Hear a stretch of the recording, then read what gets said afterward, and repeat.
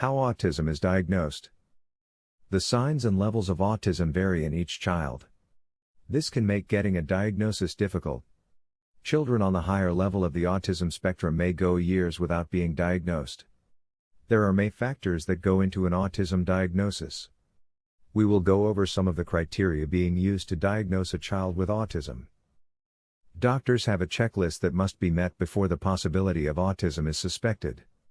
Some of the signs on the checklist include poor relationships with friends, focusing on one thing for very long periods of time, poor communication skills, and insisting on certain routines or rituals. When these signs are shown in a child, the doctor will want to evaluate the child further. The doctor will question the child's parents, or any other people that have close contact with the child. They may send home a form for you and the child's teacher to fill out. Once the doctor has the forms back, they will compare the forms and look for similar results. If the results all are pointing to something being wrong, further testing will be considered. Children also develop at their own rate. So a parent having concerns about their child not reaching developmental milestones on time may question the doctor for further testing. The doctor will ask a series of questions to the parent. If the answers match the criteria for autism, the doctor will order further evaluations to be completed.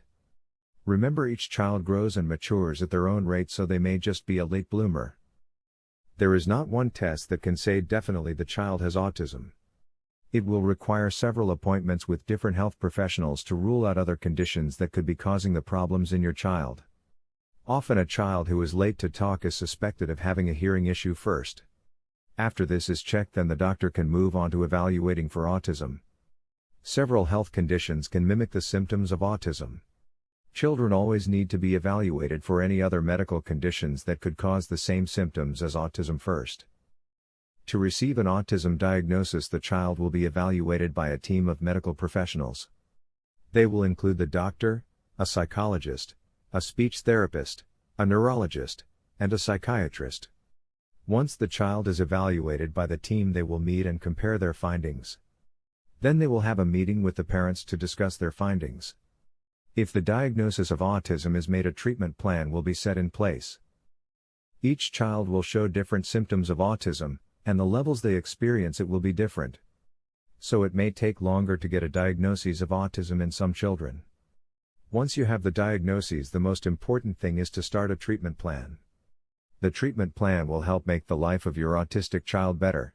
While there is no cure for autism, the treatments available can help to lessen the symptoms.